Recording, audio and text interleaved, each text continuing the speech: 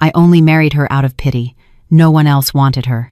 The words left his mouth so easily, as if he were talking about the weather, as if I weren't sitting right next to him, at that table in front of our friends.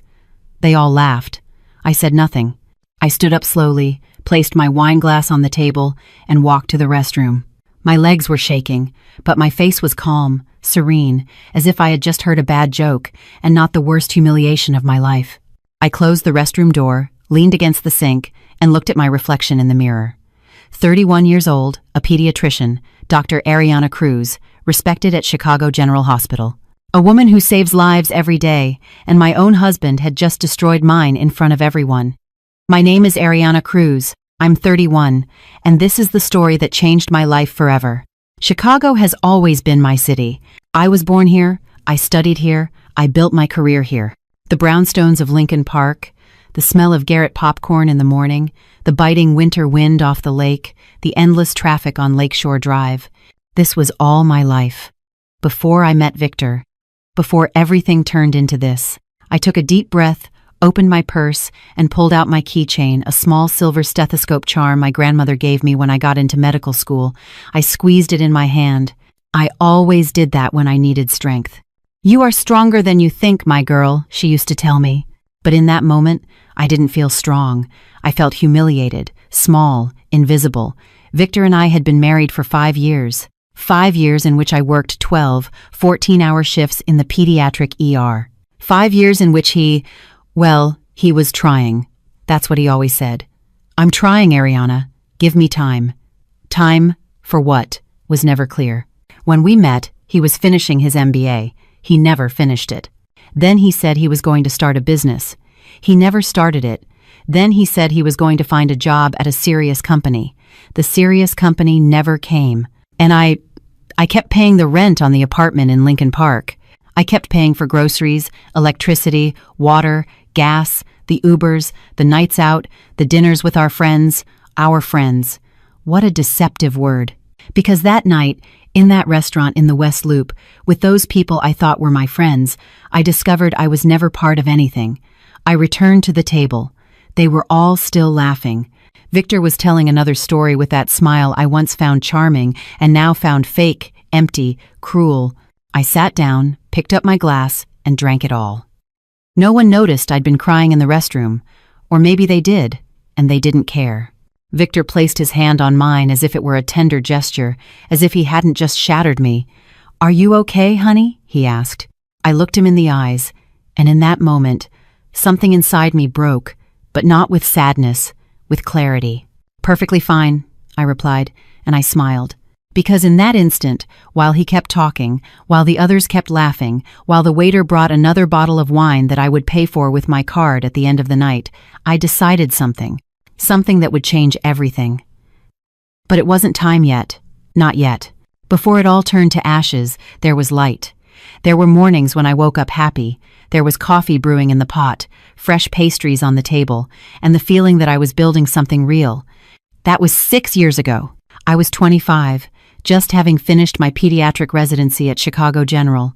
I was exhausted, proud, and completely in love with my profession. Every child I saved, every mother who hugged me, crying with gratitude, every ER shift where I managed to stabilize a premature baby, all of it filled me in a way nothing else could. Chicago back then was all mine. I'd walk through Millennium Park with my friends from college. We'd eat deep dish pizza in River North, drink craft beers at bars in Wicker Park, get lost in the bookstores on Michigan Avenue. I rented a small apartment in Lincoln Park, a place with old hardwood floors, big windows, and a view of the tree-lined street. It wasn't luxurious, but it was mine. Everything I had earned on my own. My family was humble. My dad worked as a mechanic in a garage in Pilsen. My mom sold homemade pies on weekends at the Green City Market. They never gave me money for college, but they gave me something better, the certainty that I could do it. And I did. I graduated with honors, secured my position at the hospital. I started earning a good salary. I wasn't rich, but I lived comfortably. I paid my bills, helped my parents, saved a little each month.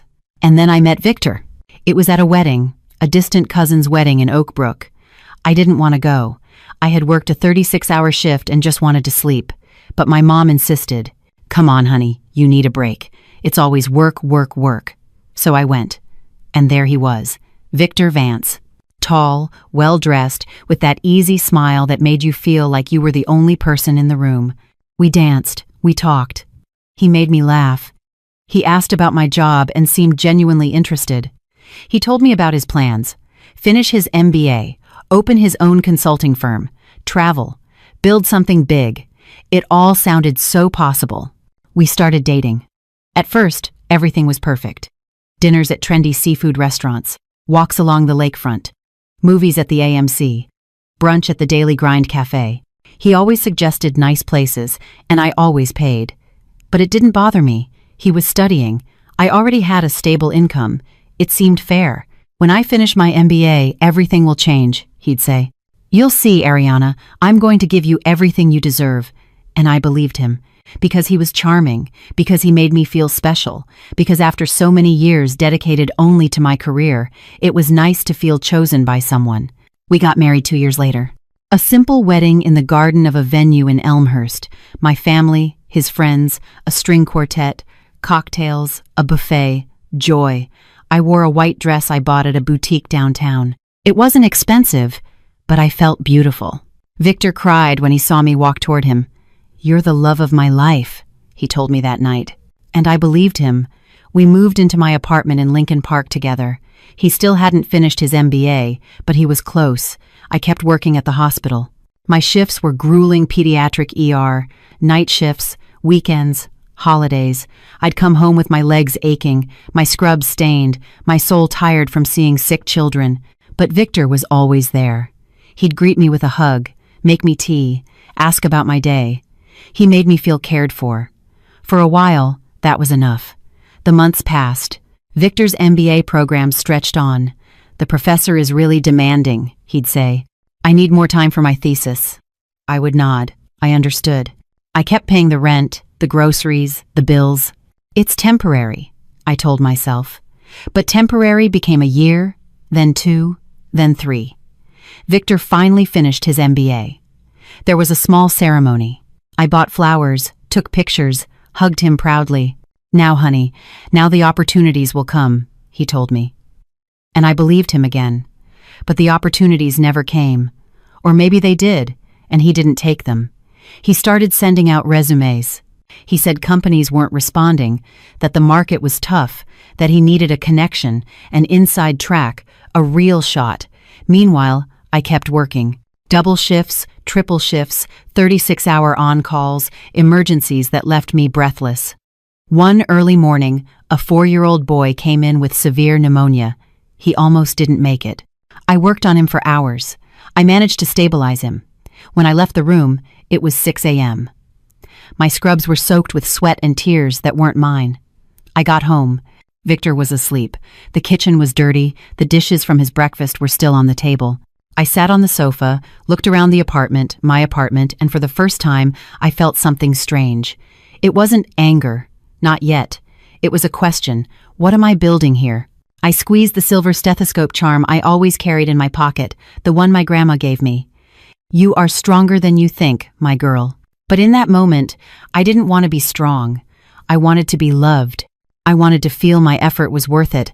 I wanted to believe Victor would change. And then he woke up. He walked out of the bedroom, hair messy, a sleepy smile on his face. "Morning, honey. How was your shift?" I looked at him and decided to keep believing. Because it was easier than facing the truth. Because there was still light, even though it was already starting to dim. Have you ever trusted someone with your whole heart, only to discover they were never who you thought they were? The fractures never arrive screaming. They come in silence, in small details you ignore because you don't want to see them. In comments that make you uncomfortable, but you justify them because he didn't mean it that way. In gestures that hurt, but you bury them because it's easier to pretend everything is fine. The first fracture came on a Wednesday. I hadn't slept in 2 days. I'd had back-to-back shifts at the hospital. A flu outbreak had flooded the pediatric ER, and we were overwhelmed. Kids with high fevers, dehydrated babies, desperate mothers. I had worked for 48 hours, almost nonstop. When I got home, it was 9 p.m. My body was wrecked. My feet, my back, my head, everything ached. I just wanted to shower, eat something, and sleep. I opened the door to the apartment. Victor was in the living room with 3 friends. There were beer bottles on the coffee table, snacks, laughter. A football game was on TV. The place smelled like cigarette smoke. I stood in the doorway, my medical bag in one hand and my keys in the other. Victor saw me and smiled. "Honey, you're here. Come say hi to the guys." The 3 men looked at me. One of them raised his beer in my direction, as if in a toast. The other 2 went back to watching the game. I just wanted them to leave. But I smiled. I waved and went straight to the bedroom. I closed the door, sat on the bed, and looked at my stained scrubs, my dirty shoes, my trembling hands. And then I heard the laughter from the living room, loud, carefree, oblivious. I took off my scrubs, got in the shower, and let the hot water burn my skin. I cried a little, but I wasn't sure why. When I got out, wrapped in a towel, Victor came into the bedroom.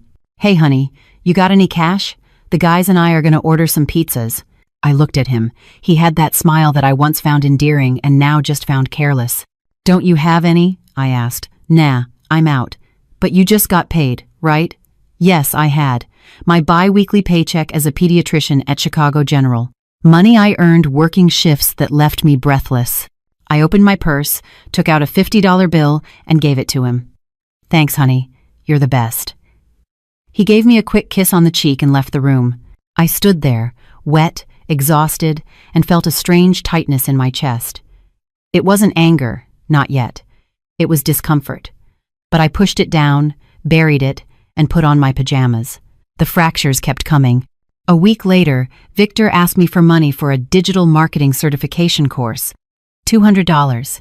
"It's an investment, Ariana. This will open doors for me." I gave him the money.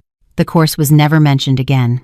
A month later, he needed $100 for an online diploma that would be recognized by international companies. I gave him the money. The diploma was also never mentioned again. But the outings with his friends were the beers on Wednesdays, the dinners on Fridays, the video games until dawn on Saturdays. And I kept working, kept saving lives, kept paying for everything. The second fracture was worse. It was a Saturday. I had the day off, a rare occurrence.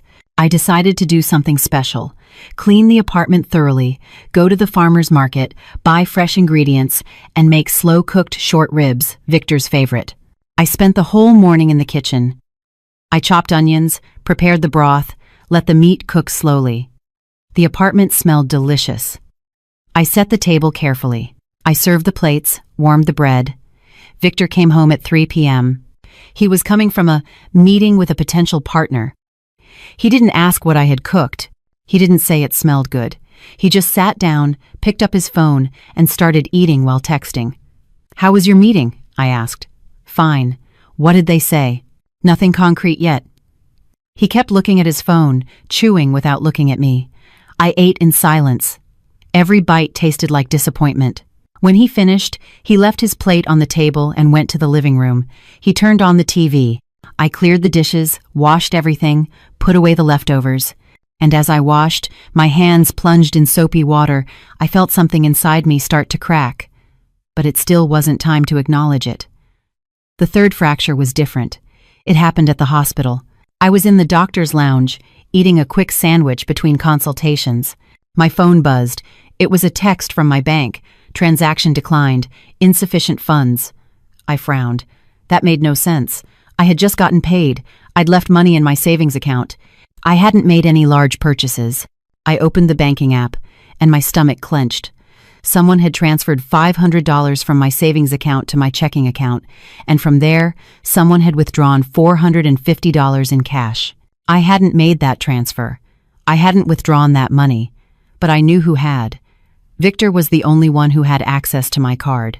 I'd given it to him months ago when he said he needed to buy something urgent and I was at the hospital. I never asked for it back. And now he had taken almost $500 without telling me. My hands trembled. I dialed his number. It rang 3 times before he answered. "What's up, honey?" he said in a calm voice. "Victor, did you take money from my account?" There was a silence. "Oh, yeah. I forgot to tell you. I needed to pay for a few things." "What things?" "Personal things, Ariana. It's not a big deal. It's almost $500. Yeah, I know. I'll pay you back next week. Victor, that money was from my savings. I know, honey, but something urgent came up. Don't get mad. We'll talk later. I'm busy. And he hung up. I sat there in the doctor's lounge, my sandwich half eaten, the phone in my hand. And for the first time, I couldn't find an excuse. I couldn't find a justification. I only found rage. That night, I got home. Victor was watching a series in the living room, eating potato chips.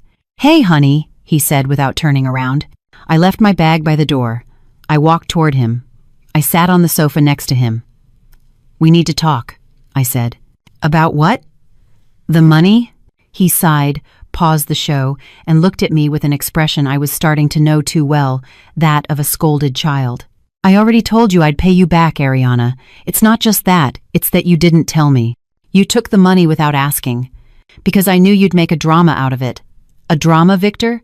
It's my money, my work, my savings. Our money, he corrected me. We're married. I stared at him. But I'm the only one who works. The silence that followed was heavy, uncomfortable, filled with truths neither of us wanted to say out loud. Victor tightened his lips. You know what, Ariana? I'm tired of you throwing that in my face all the time. I haven't said anything. You don't have to. It's written all over your face, in your tone, in everything. You act like you're the victim here. The victim? Yeah. As if I'm not doing anything. As if I'm not looking. As if I'm not trying. I stayed quiet because the truth was, I did feel like he wasn't trying. But I didn't say it. Victor stood up from the sofa. You know what? Forget it. I'm going out. I need some air. He grabbed his jacket and walked out of the apartment, leaving the door slightly ajar. I was left alone in the living room with the sound of the paused series still on the screen. I pulled the silver stethoscope charm from my pocket. I squeezed it in my hand. You are stronger than you think, my girl. But that night, I didn't feel strong. I felt alone. And for the first time, I began to wonder if being with someone who makes you feel alone isn't worse than being alone for real. There's a difference between not seeing and not wanting to see. I wasn't stupid. I was a doctor. I was trained to observe, analyze, diagnose. I knew how to read invisible symptoms, detect patterns, anticipate crises. But when it came to my own life, I chose blindness. Not because I was weak, but because acknowledging the truth meant making decisions I wasn't ready to make yet. So I did what many women do when they feel everything is falling apart. I pretended nothing was wrong. And while I pretended, I started to save, to observe, to document without him knowing. Everything changed after the night Victor took money from my account without telling me. He came home 3 hours later as if nothing had happened. He apologized with that tired smile he used when he knew he'd crossed a line. Sorry, honey, I'm just stressed. You know I love you, right? And I nodded. Because it was easier. But something in me had shifted. That night, when Victor fell asleep, I took my phone, opened the banking app, and reviewed the transactions from the last 6 months. What I saw sent a chill down my spine. It wasn't just the $500 transfer. There was more. So much more. Small withdrawals I hadn't noticed.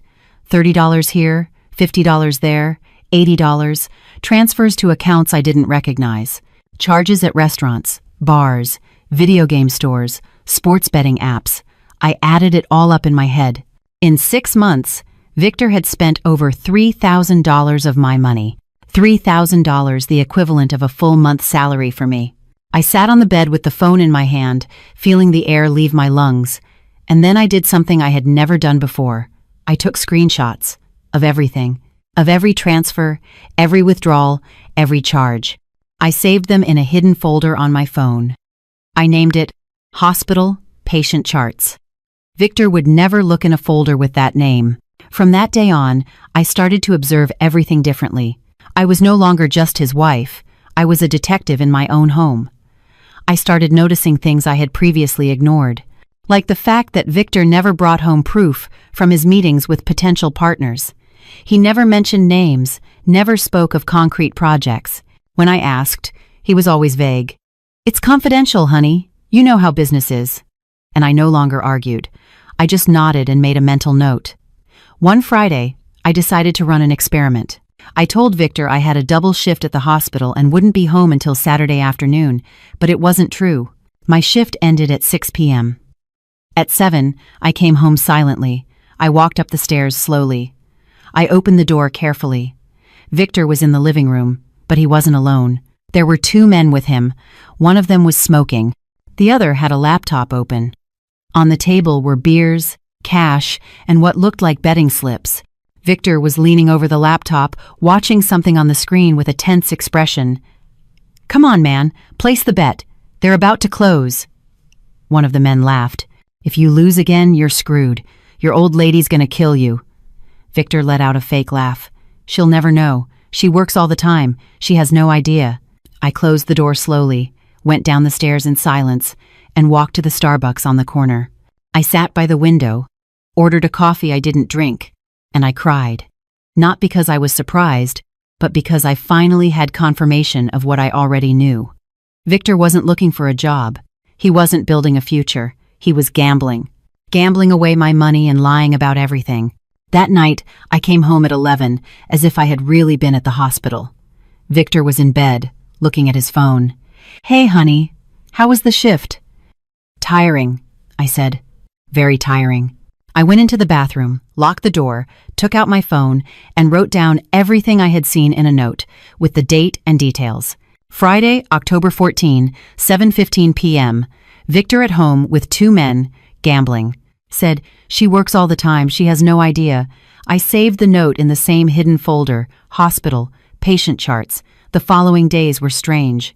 I continued to be the same Ariana as always. I worked, cooked, cleaned, paid the bills, but inside, I had changed. Now I saw everything with different eyes. When Victor asked for money for gas, I gave it to him, but I took a screenshot of the transfer.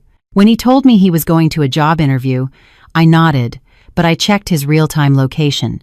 Months ago, he had agreed to share his location with me, so I wouldn't worry. He never imagined I would use it for this, and I discovered the interviews were lies. Sometimes he was at friends' houses, other times at bars. Once, at a casino in Hammond, Indiana. I said nothing, I just took screenshots and kept saving. One day, while cleaning the bedroom, I found something under the mattress. A shoebox. I opened it. Inside were lost betting slips, bar receipts, pawn shop loan slips, and a notebook. I opened it with trembling hands. It was a ledger of debts, handwritten, with names and numbers. Victor owed money to 5 different people, a total of $5,000. $5,000. I felt short of breath. I took photos of every page, every receipt, every ticket. Then I put everything back exactly where it was and left the bedroom as if nothing had happened. That night, Victor came home late. He smelled of beer. His eyes were red. "Where were you?" I asked in a calm voice. "With a potential client. We went for a drink." "Oh, that's good." He smiled at me, gave me a kiss on the forehead. "You're the best, Ariana. Seriously, I don't know what I'd do without you." And he went to sleep. I stayed in the living room. I took the silver stethoscope charm from my pocket. I squeezed it hard. "You are stronger than you think, my girl." And for the first time in a long time, I started to feel that maybe my grandmother was right. Because I wasn't crying anymore. I wasn't confused. I was documenting. I was preparing. And though he didn't know it, I had already begun to build the most important file of my life, the file I would one day use to reclaim my freedom. Weeks passed. I kept working at the hospital, kept saving lives, kept being Dr. Ariana Cruz respected, professional, dedicated. But at home, I was something else. I was a strategist. I saved every rent payment receipt in my name. I saved every grocery receipt, paid with my card. I saved every bill for electricity, water, gas, internet, all in my name. I opened a new bank account at a different bank, without Victor knowing. I started depositing a small part of my salary there. Not much, just enough to have a safety net. And I kept taking screenshots of WhatsApp conversations where Victor asked me for money, of transfers, of locations, of everything, because something inside me knew this wasn't going to end well. And when the time came, I was going to be ready. One night, Victor hugged me in bed. "I love you, Ariana," he said in the dark. "I love you too," I replied, but I wasn't sure if it was true anymore. Because love isn't sustained by words alone. It's sustained by actions, by respect, by reciprocity, and Victor was giving me none of that. I closed my eyes and for the first time, I imagined a future without him. A future where I didn't have to pretend, where I didn't have to keep secrets on my own phone, where I could breathe without feeling like something was crushing my chest. And that future, as much as it scared me, was starting to feel more real than the present. The truth never arrives whole. It comes in pieces, in fragments you have to assemble like a broken puzzle, and each piece hurts more than the last. I had been documenting in silence for 3 months. 3 months of gathering evidence, taking screenshots, pretending everything was fine while I was crumbling inside. But I still didn't have the full picture.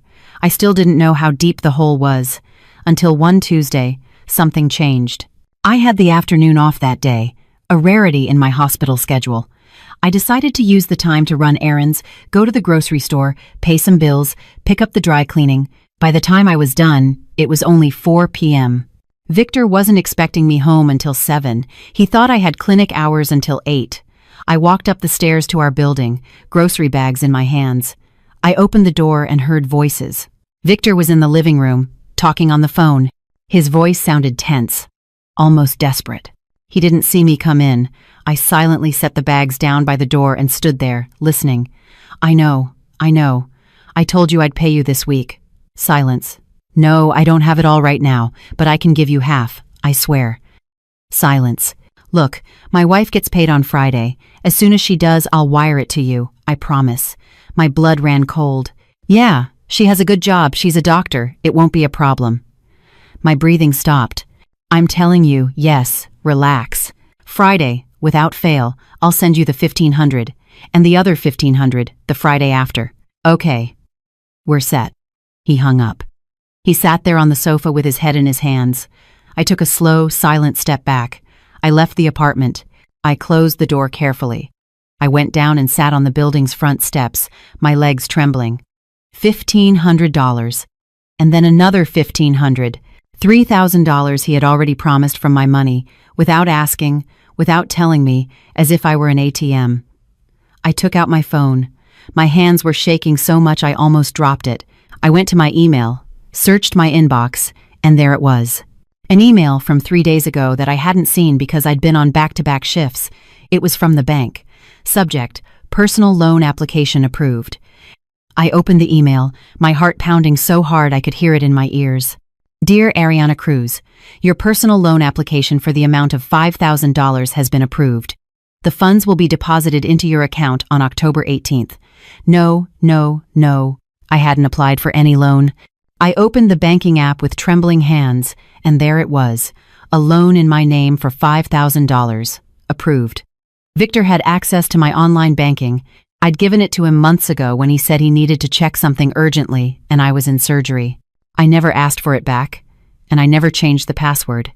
And now he had applied for a loan in my name, without telling me. I felt the world shift beneath me.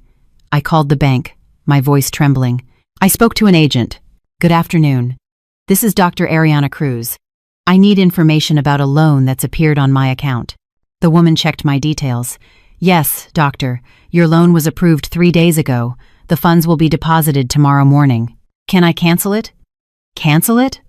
Well, you would have to go to a branch and submit a formal request, but once the money is deposited, it can't be canceled. It can only be paid off early, but you would have to pay interest. I closed my eyes. And who submitted the application? The application was submitted online from your electronic banking user profile, doctor. At what time?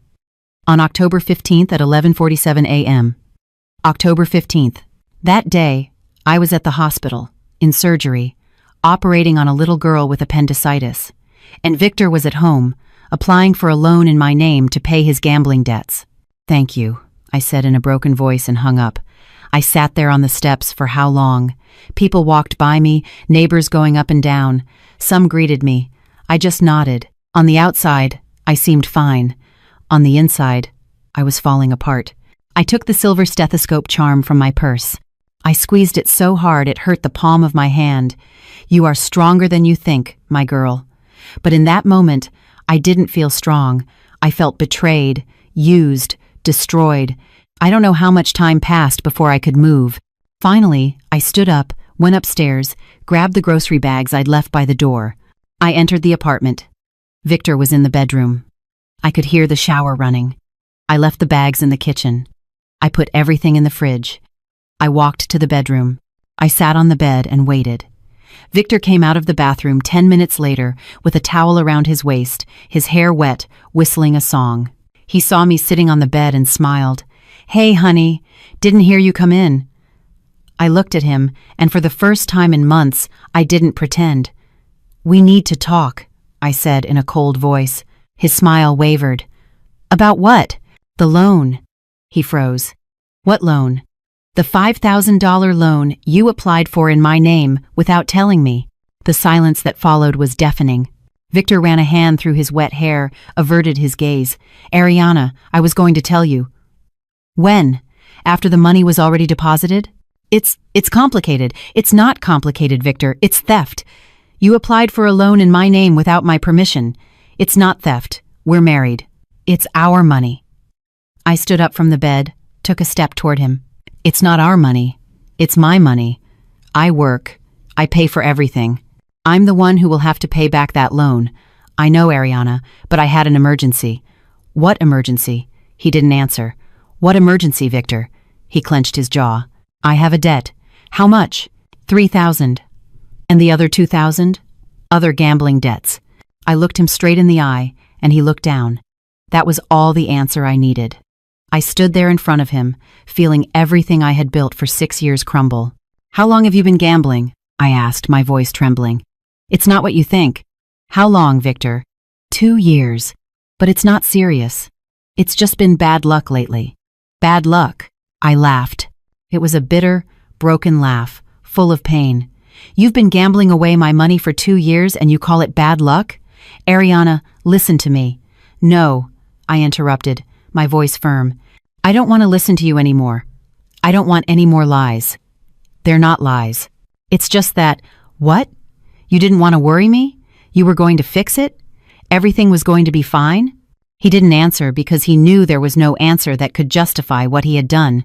I turned and walked toward the bedroom door. "Where are you going?" he asked, his voice worried. "To sleep on the couch. Ariana, don't be like that." I stopped. I turned to look at him. "Don't be like that. That's what you always say. As if I'm the problem, as if I'm the one overreacting. But you know what, Victor? I'm done pretending everything is okay." I walked out of the bedroom, closed the door, and lay down on the living room couch with the silver stethoscope charm clutched in my hand. And I cried. I cried for all the lost time, for all the wasted money, for all the lies I swallowed, for the woman I was before I met him, and for the woman I had become. But in the midst of the tears, something changed. Because I wasn't sad anymore, I was furious. And fury, I discovered that night, is so much more powerful than pain. There are moments in life that change you forever, moments that divide your existence into a before and an after. For me, that moment came 3 weeks after I discovered the loan. 3 weeks in which Victor and I lived like strangers under the same roof. He slept in the bedroom, I slept on the couch. We spoke the bare minimum. Good morning, good night, nothing more. I kept working, kept paying the bills, kept pretending to the world that everything was fine. But inside, I was building something. A plan. An exit. And then came Saturday night. The night that changed everything. Victor had been insisting for days that we go to a dinner with his friends. I didn't want to go, but he insisted so much that I finally agreed. "Please, Ariana, we haven't gone out in weeks. People are going to start asking." People. He always cared more about what people thought than what I felt. But I agreed to go. Not because I wanted to, but because something inside me told me I needed to be there. The dinner was at a restaurant in the West Loop, a beautiful place with warm lights, soft music, wooden tables. The kind of place I would never have gone to alone because it was too expensive. But Victor insisted. "It's important, honey. I need to make a good impression with these people." We arrived at 8. 4 people were already at the table, 2 couples. Rick and Sophie, he worked in advertising. She was an influencer. And Mike and Danielle, he owned a travel agency. She didn't work. They all smiled when we arrived. Hugs, kisses on the cheek, comments on how great we looked. I smiled, said hello, sat down, and from the first moment, I knew something was wrong. The dinner started normally. They ordered wine, made toasts, talked about superficial things, the traffic, the weather, a show they were watching on Netflix. I barely spoke. I just listened, observed. Victor was nervous. I could see it in the way he fidgeted with his glass, in how he constantly changed the subject, in how he avoided my gaze. After the second glass of wine, Rick leaned forward and said, "So, Victor, when are you going to let us in on this business you've been talking about?" Victor laughed, a forced laugh. "Soon, soon. Just finalizing a few details." Mike laughed too. "Details. It's always details with you, man." There was some uncomfortable laughter around the table. I didn't laugh. Sophie looked at me and smiled. "And you, Ariana, how do you put up with this one? It must be exhausting being married to a dreamer." "He's not a dreamer," I replied in a calm voice. "He's a gambler." Silence fell over the table like a stone. Victor shot me a furious look. "Ariana," but I didn't stop. "He's been gambling for 2 years, at casinos, on sports betting, and losing." Sophie put her glass down. Mike and Rick exchanged glances. Danielle looked down at her plate. Victor half stood. "That's enough, Ariana." "Enough of what? Telling the truth? Are you drunk?" "I haven't had a single glass." And it was true. My wine glass was still full. Rick cleared his throat. "Well, I think this is something you two should discuss in private." "There's nothing to discuss," I said firmly. "Everyone here knows the truth. They just don't want to say it." Victor clenched his fists. "We're leaving. Now." But I didn't move. And then it happened. Mike, who had been quiet until then, let out an awkward laugh. "Look, Ariana, we all know Victor has his issues, but that doesn't mean you have to embarrass him in public." I stared at him. "Embarrass him?" "Yeah, look at him. The poor guy is trying. He has bad luck, but he's trying." "Trying to do what? Destroy my life?" Mike sighed. "Oh, Ariana, don't be so dramatic." And then Rick spoke, with that condescending voice men use when they think they're being reasonable. "Look, we get that you're upset, but Victor is our friend, and frankly, we all think you're a little controlling." I froze. "Controlling?" "Yeah, you're always working, always tired, always in a bad mood. Poor Victor doesn't even have room to breathe." Sophie nodded. "It's true, Ariana. No offense, but sometimes it seems like you're the one who wears the pants in the relationship." And then Victor spoke, with that voice I knew so well, the voice he used when he wanted to look good, when he wanted everyone to see him as the victim. "You guys just don't know what it's like living with her." I felt the air leave my lungs. "It's exhausting. It's always work, work, work. She never has time for me. Never wants to go out, never wants to do anything fun." Rick nodded sympathetically. "I get it, man." And then Victor said the words that changed everything. "I only married her out of pity. No one else wanted her." The world stopped. All the noise in the restaurant disappeared. Only those words remained. "I only married her out of pity. No one else wanted her." And they all laughed. Sophie, Mike, Rick, Danielle, all of them. I sat there, motionless, feeling something inside me break into 1,000 pieces. Victor kept talking, fueled by their laughter. "Seriously, I met her at that wedding and she was all alone. No one was talking to her. I felt sorry for her. I thought, well, someone's got to do her a favor." More laughter. "And then it turned out she was a doctor." I thought, not bad. "At least she has money." Mike slapped him on the back. "You're a genius, man." And they all kept laughing, all of them except Danielle, who was looking at me with something like pity in her eyes. I didn't cry. I didn't scream. I didn't say a word. I just stood up slowly, with dignity. I took my purse and walked to the restroom. I locked myself in a stall, sat on the toilet lid, and breathed.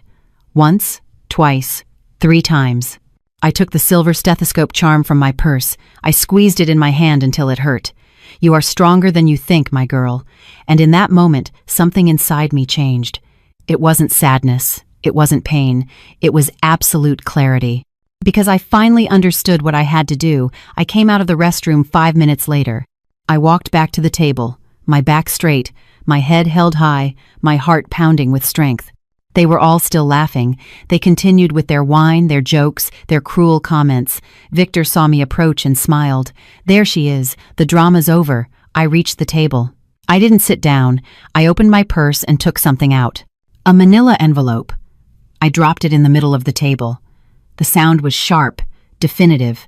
Everyone fell silent. Victor looked at the envelope, frowning. "What is this?" "Open it," I said in a cold voice. "Ariana, don't start. Open it."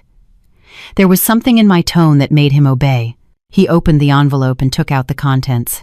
They were papers, lots of papers, rent payment receipts, all in my name, electricity, water, gas, and internet bills, all paid by me, bank statements showing all the transfers he had made without permission, screenshots of conversations where he asked me for money, photos of the betting slips I found under the mattress, photos of the notebook with his debts, the document for the $5,000 loan applied for in my name, without my permission. Everything. Absolutely everything. Victor turned pale. The others stared at the papers, their eyes wide. I leaned over the table, looked Victor straight in the eye. "I only married you out of pity," I said in a calm voice. "No one else wanted you." The silence was absolute. "And tomorrow at 10 a.m., we are signing the divorce papers. You and me. At my lawyer's office." I took another paper out of my purse. A legal summons. I dropped it in front of him. "And you'd better show up. Because if you don't, I will proceed with a fault divorce for financial abandonment, and you will lose absolutely everything." Victor couldn't speak. His face was white. His hands were shaking. I straightened up, looked at the others. "Have a lovely evening," and I turned around. I walked toward the restaurant exit, my head held high, without looking back, without crying, without shaking. Because finally, after so many years of pretending, of enduring, of swallowing my pain, I was finally free. I stepped out onto the street. The cool Chicago air hit my face. I took a deep breath, took out my phone, and called an Uber. And as I waited, I looked up at the night sky. The city lights glowed against the clouds, and I, for the first time in years, felt like I could breathe. The longest night of my life wasn't the night of the dinner. It was the one that came after. I got home in an Uber, walked up the stairs to the building, feeling like my body weighed 1,000 pounds. I opened the apartment door. I stood in the entryway, looking at the space that had been my home for 5 years, and it no longer felt like my home. It felt like a prison from which I had finally found the key. I took off my shoes, left my purse on the table, walked to the bedroom, and started packing. I pulled a suitcase from the closet, the biggest one I had, and started filling it with my clothes, my shoes, my personal things. Not everything, just the essentials. My medical scrubs, my comfortable hospital shoes, the clothes I actually wore, photos of my family, my grandmother's silver stethoscope charm. The rest could stay. Victor could have it all, because nothing in that apartment was worth more than my peace of mind. It was 11 p.m. when I finished packing. I closed the suitcase, left it by the door, and sat on the sofa to wait, because I knew he would be back. And I knew it wouldn't be easy. Victor arrived at 1 a.m. He burst into the apartment like a hurricane, slamming the door, throwing his keys on the table so hard they bounced and fell to the floor. "What the hell was that, Ariana?" His voice was a shout full of rage, humiliation, impotence. I remained seated on the sofa, calm, my hands on my lap. "It was the truth," I replied in a quiet voice. "The truth? You made me look like an idiot in front of my friends. You made yourself look like an idiot all on your own. I just showed the evidence." He strode toward me, furious. "You had no right to do that. You had no right to humiliate me like that." I stood up from the sofa, looked him straight in the eye. "I had no right? And you had the right to say you married me out of pity? To say no one else wanted me? To laugh at me in front of everyone?" I was joking. It wasn't a joke, Victor. It was cruelty. It was pure humiliation. "You're exaggerating." "I'm not exaggerating." My voice rose for the first time, and something in me broke. All the emotions I had bottled up for months came out like an avalanche. "I've been putting up with your lies for years. I've been paying for everything while you pretend to look for a job. I've spent years feeling worthless because you make me feel that way." "I never made you feel that way." "Yes, you did. Every time you used my money without asking. Every time you lied about where you were. Every time you made me feel like I was the problem. Every time you ignored me. Every time you made me feel like I should be grateful that someone like you would put up with me." Victor clenched his fists, his face red, his eyes shining with rage. "So what now? You're just gonna leave me? I already left you. At the restaurant. In front of everyone, just like you left me." "You can't do this." "I already did. We're married, Ariana. And tomorrow, we're starting the divorce proceedings." He stood there in front of me, breathing hard. And then he changed his strategy. His face softened, his shoulders slumped, and his voice became soft, almost pleading. "Ariana, please, don't do this." I recognized that voice. It was the voice he used to manipulate me. The voice of the vulnerable Victor, the Victor who just needed one more chance, the Victor who was really going to change this time. "I love you," he said, his voice cracking. "I know I messed up. I know I said horrible things, but I was drunk. I was nervous. I didn't mean it." "Yes, you did." "No, Ariana, I swear. I love you. You're the love of my life." He took a step toward me, tried to take my hands. I pulled them away. "If you really loved me, you wouldn't have done any of this. Everyone makes mistakes." "This wasn't a mistake, Victor. This was a pattern. For years. And I was foolish enough to ignore it." "You're not foolish." "Yes, I was.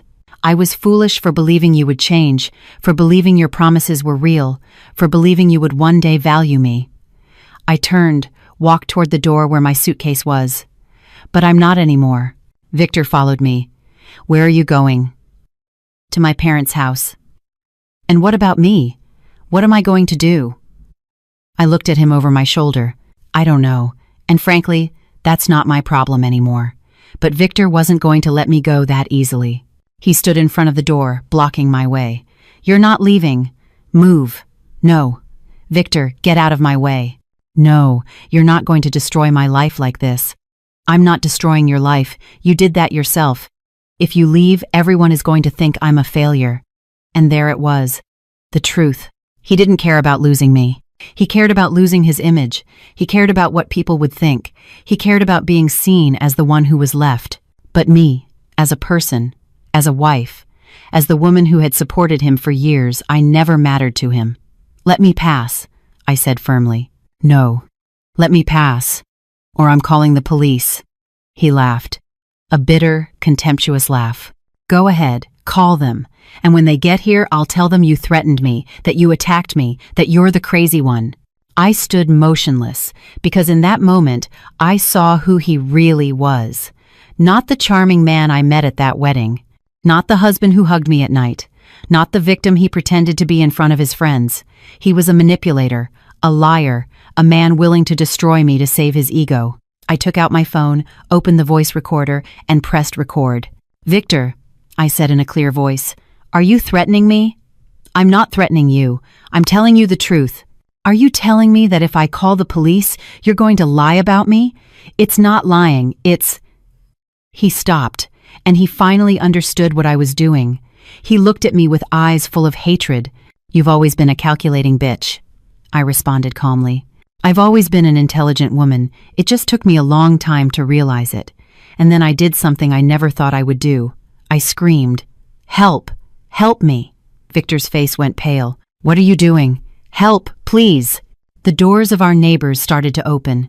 Mr. Henderson, the man from the apartment next door, stepped into the hallway. "What's going on, doctor?" "He's holding me against my will," I said, my voice trembling. "He won't let me leave." Mr. Henderson looked at me, then looked at Victor with a disapproving face. "Young man, let her pass." Victor clenched his jaw, but finally he stepped aside. I grabbed my suitcase, walked to the door. Mr. Henderson walked me to the stairs.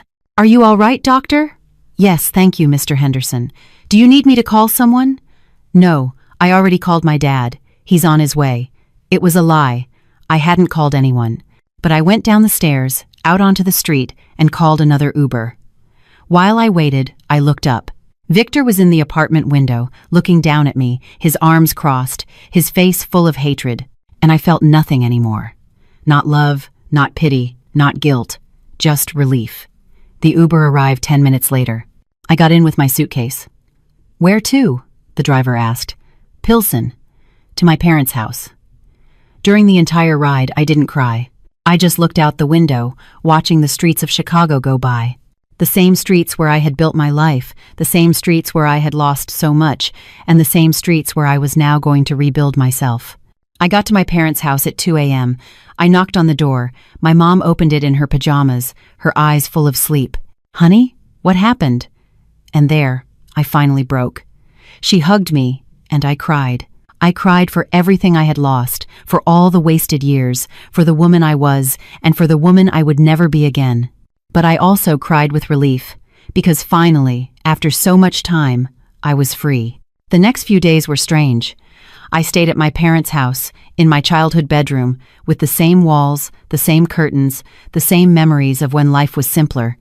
My mom brought me tea. My dad didn't ask questions. He just hugged me and said, "You're safe here, my girl."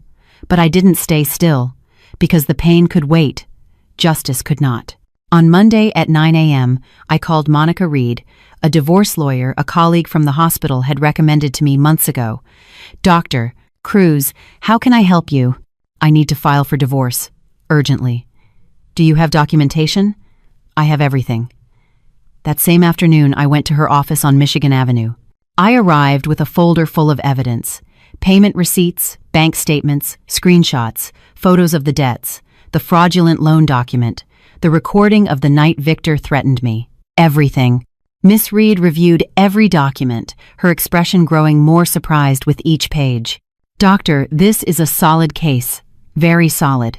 How long will it take?" "With this documentation, we can file for a fault divorce. Grounds: financial infidelity, threats, misuse of marital assets. If he doesn't contest it, it could be done in 3 months. If he fights it, 6 months max. I want to proceed." "Are you sure?" "Once we start, there's no going back." I took the silver stethoscope charm from my purse.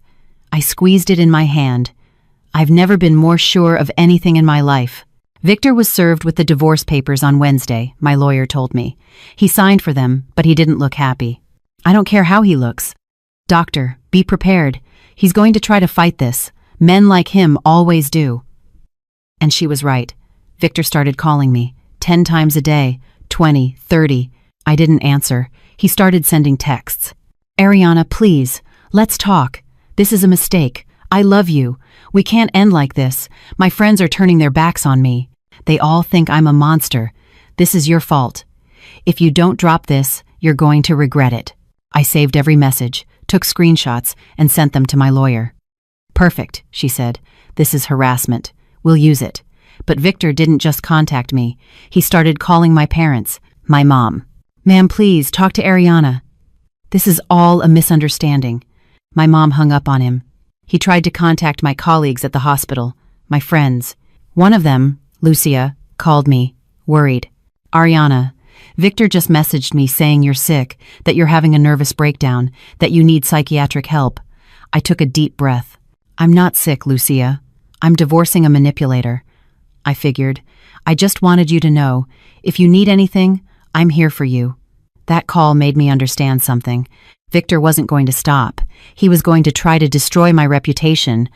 So I did the only thing I could do. I got ahead of it. That night, I wrote a long, honest, direct message. I sent it to my close group of friends, to my trusted colleagues at the hospital, to my extended family. It said, "Family and friends, I want you to hear this from me before you hear rumors. Victor and I are getting a divorce. The decision is final and non-negotiable. For years, I financially supported our marriage while he was gambling, lying, and accumulating debts in my name. He took out a $5,000 loan in my name without my consent. I have saved all the evidence. I'm not looking for pity, only for peace and justice. I ask for your respect for my privacy at this time, and if Victor contacts you with stories about my mental health or my character, please know that it is a lie. Thank you for your support, Ariana." I pressed send and waited. The replies started coming in within minutes. "I support you, cousin. You're so brave, Ariana. I always knew something was off. I'm here for whatever you need." "That bastard doesn't deserve your time," I cried, but this time not from sadness, but from gratitude, because I wasn't alone. Meanwhile, Victor's world began to fall apart. His friends, the same ones who laughed with me at the restaurant, started to distance themselves. Rick stopped talking to him. Mike blocked him on WhatsApp. Sophie posted on her Instagram stories, "Surround yourself with people who lift you up, not drain you," with a picture of a sunset.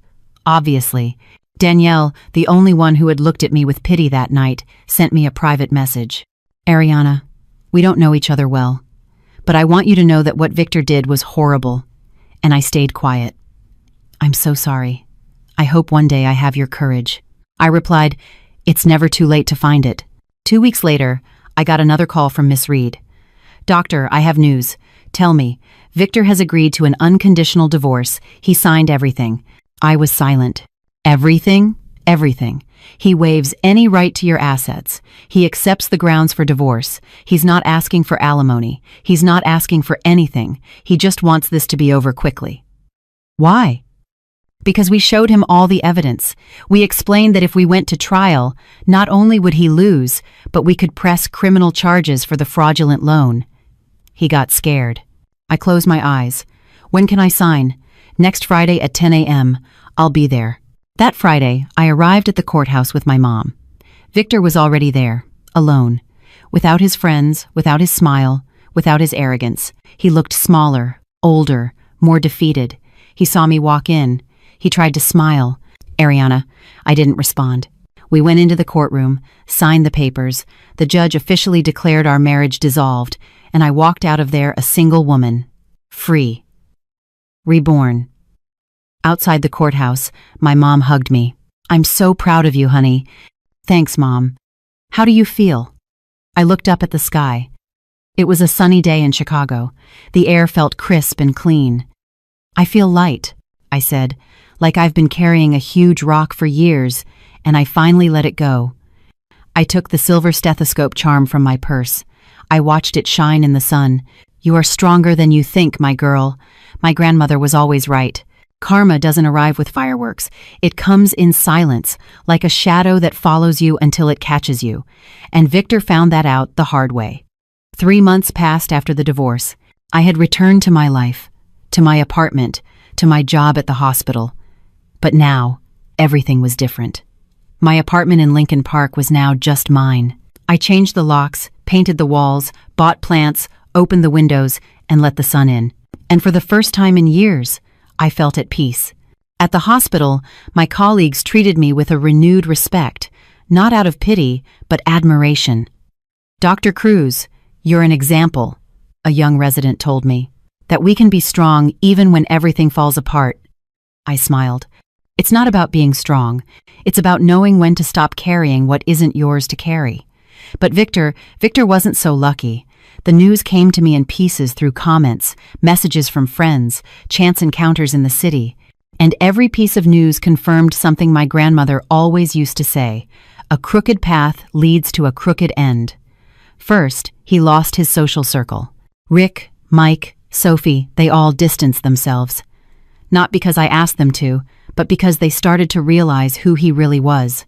One day, Lucia told me that Victor had borrowed money from Rick, $500, and never paid it back. Rick started asking around and discovered that Victor owed money to other people, that the business meetings were gambling sessions, that the opportunities were lies. "The bastard used me," Rick told Lucia, and we defended him. The friend group dissolved, and Victor was left alone. Second, the debts caught up with him. The people he owed money to started collecting with interest, with threats. One day, I saw a post in a Lincoln Park neighborhood group on Facebook. "Does anyone know where Victor Vance lives? He has an outstanding debt." Another neighbor replied, "He moved out a month ago. Didn't leave a forwarding address." Victor had to leave the apartment that I paid for. He moved into a rented room in a rougher neighborhood, with no furniture, nothing. And every month, the debts grew. Third, his reputation was destroyed. In Chicago, especially in certain circles, everyone knows everyone. Everyone talks. And the story of what happened that night in the West Loop restaurant spread like wildfire. Did you hear about Victor Vance? Yeah, the guy who married the doctor for her money and then humiliated her in public, and she left him with the receipts on the table. How embarrassing. Victor tried to find a job, but every time someone Googled his name, comments, gossip, stories would pop up. No one wanted to hire him. No one wanted to be associated with him. He had become an example, a cautionary tale. Don't be a Victor. Fourth, his family found out. 3 months after the divorce, Victor's mom sought me out. She came to the hospital and asked for me at the front desk. When they told me, I hesitated, but I finally agreed to see her. We sat in the hospital cafeteria. She ordered a coffee. I just had water. Dr. Ariana, she began, her voice trembling. I don't know what to say. You don't have to say anything, ma'am. Yes, I do. Because I found out about everything. The gambling, the debts, how he treated you. There were tears in her eyes. I raised him better than that, or at least I thought I did. Ma'am, with all due respect, Victor is an adult. His decisions are not your responsibility. But I feel like I failed you, that we brought you into our family and didn't protect you. I shook my head. You never did me any harm. Your son did, and he is the only one responsible. She nodded, drying her tears. Can I ask you something? Go ahead. Do you think he can change? I thought for a moment. I think people can change, but only if they want to, and only if they face the consequences of their actions. And do you think he's facing them? Yes, I replied softly. I think he finally is. She nodded, stood up. Thank you for seeing me, and forgive me, on behalf of my family. There's nothing to forgive, ma'am. Take care. She left, and I sat there with my glass of water, feeling something strange. It wasn't satisfaction in his suffering, it was simply closure. Fifth, he lost his last chance. 2 months later, I heard from Danielle, yes, the one from the restaurant, that Victor had found a job. A real job at a logistics company as an administrative assistant. It wasn't much, but it was something. Thought you'd want to know? Danielle texted me. Maybe he's trying to change. I just replied, I hope so. But 2 weeks later, Danielle texted me again. They fired him. Why? He missed 3 days in a row without calling, and when he came back, he smelled like alcohol. They gave him a second chance. He missed work again. I closed my eyes, because there was the truth. Victor hadn't changed. Not because he couldn't, but because he didn't want to. Sixth, the final karma. 2 weeks ago, I ran into him. It was downtown Chicago. I was walking down State Street after buying some books, and there he was. Sitting on a bench, his clothes wrinkled, his beard unkempt, a vacant look in his eyes. He looked broken. Our eyes met. He looked down, and I kept walking. I didn't feel pity. I didn't feel anger. I felt nothing. Because Victor was no longer a part of my life. He was just a reminder of the woman I was, and the woman I will never be again. That night, I got home to my apartment, made myself some chamomile tea, and sat by the window, looking at the city lights. I took the silver stethoscope charm from my purse. I placed it on the table. You are stronger than you think, my girl. My grandmother was right, but now I knew it. I didn't just believe it, I knew it. Victor's karma wasn't that I destroyed him, it was that he destroyed himself. He lost his friends because he used them. He lost his home because he never valued it. He lost his reputation because he tarnished it with his own actions. He lost opportunities because he never took them seriously. And in the end, he lost his dignity. Not because of revenge, but because of natural consequences. Because life has a way of balancing things. Not always quickly, not always obviously, but always justly. A year after the divorce, my life was completely different. Not because I had changed cities or jobs, but because I had changed. I was still Dr. Ariana Cruz. I still worked at Chicago General Hospital. I still saved lives.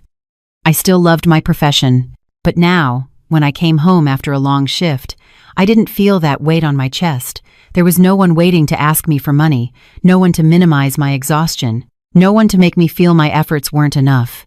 There was only peace. I completely redecorated my apartment. Nothing from that era remained. Not the furniture, not the colors, not the energy. Now the walls were white with mint green accents. There were plants in every corner, new books on the shelves, a hammock by the window where I sat and read on Sundays, and on the living room wall, I hung a framed print with a phrase I found that reminded me of who I was now. The peace I have today is worth more than any blood tie. My relationship with my parents grew stronger. Every Sunday, I went to their house in Pilsen for dinner. My mom would make her famous pot roast. My dad would ask about the hospital, and I would tell them my stories. "You look different, honey," my mom told me one Sunday. "Different how?" "Lighter, like you were carrying a sack of rocks and you finally put it down." I smiled. "That's exactly how I feel, Mom." My dad took my hand. "We always knew you were strong, but now you know it too." And he was right. At work, I was promoted. They named me head of the pediatric emergency department, not because they felt sorry for me, but because I deserved it. Because I had proven, not just in my personal life but in my profession, that I was capable of facing crises and coming out stronger. The day they gave me the news, the hospital director called me into her office. "Dr. Cruz, this promotion is a recognition of your dedication, your professionalism, and your leadership." "Thank you, doctor." "And," she added with a soft smile, "it's a reminder that women who stand up on their own fly higher." I left that office with tears in my eyes, but they were tears of pride. I also started going out again. Not with men, I wasn't ready for that yet, but with friends. With Lucia, my colleague from the hospital. We'd try new coffee shops on Saturday afternoons. With my cousins, we'd go for walks along the lakefront. With Danielle, yes, the one from the restaurant who became an unexpected friend, we'd go to the movies. I laughed more in those few months than I had in the last 5 years, and I realized something important. I didn't need a man to be happy. I needed to be happy with myself. And finally, I was.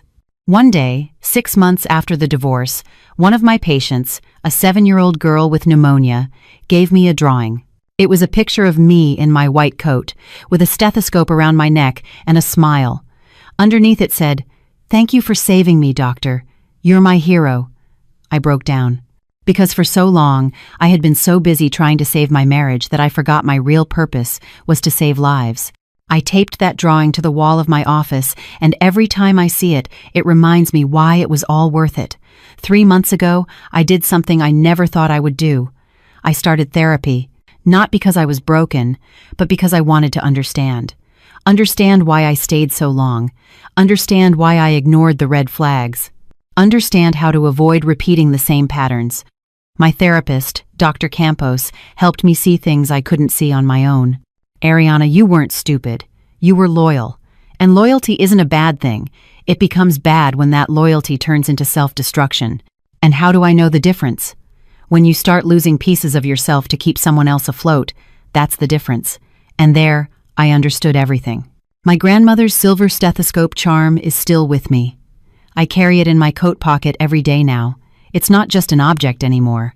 It's a reminder of where I come from, what I survived, and the woman I became. 2 weeks ago, I was at the hospital, in the doctor's lounge, grabbing a quick coffee between consultations. A young resident sat down next to me. "Dr. Cruz, can I ask you something?" "Of course. How are you so strong?" I looked at her. There were tears in her eyes. "What's wrong?" "My boyfriend, he's making me feel like I'm not enough, that I work too much, that I don't have time for him, and I feel like I'm losing pieces of myself." A lump formed in my throat because I knew that feeling all too well. "Does he work?" I asked. "No, he's finding his path." "Do you support him financially?" She looked down. "Yes." "And does he value your effort?" "He says he does, but you don't feel it." She nodded. I took her hand. "Listen to me carefully. You are not responsible for saving anyone. Your only responsibility is to yourself. And if someone makes you feel small, it's not because you are small. It's because they need you to feel that way so they can feel big," she cried. "But I love him. I loved him too, and it almost destroyed me. Because love isn't enough if it doesn't come with respect, with reciprocity, with value." "And how did you know when to leave?" I smiled sadly. "When I finally realized that being with someone who made me feel alone was worse than being alone for real." The resident left that afternoon. I don't know if she took my advice. I don't know if she stayed or left. But I know I planted a seed. And sometimes, that's enough. Today is a sunny Saturday in Chicago. I'm in my apartment, windows open, soft music playing, a book in my hands, and I feel whole. Not because I have everything, but because I finally have myself. Sometimes I think about Victor, not with anger, not with sadness. Just, with nothing, because he's no longer part of my story. He's just a lesson. A painful lesson, yes, but a necessary one, because he taught me something no class, no book, no lecture could have ever taught me. My silence almost destroyed me, but my truth saved me. I no longer make myself small so others can feel big. I no longer ignore red flags, hoping they will turn green. I no longer apologize for being successful, for being intelligent, for being strong, because I learned that the peace I have today is worth more than any blood tie, that sometimes losing a family is gaining a life, and that the most powerful woman isn't the one who never falls. It's the one who falls, gets up, dusts herself off, and keeps walking with her head held high. I took the silver stethoscope charm from my pocket. I watched it shine in the sunlight streaming through the window. "You are stronger than you think, my girl." I smiled. "I know, Grandma. Now I know." My silence almost destroyed me. My truth saved me. I no longer make myself small so others can feel big. The peace I have today is worth more than any blood tie. Sometimes losing a family is gaining a life.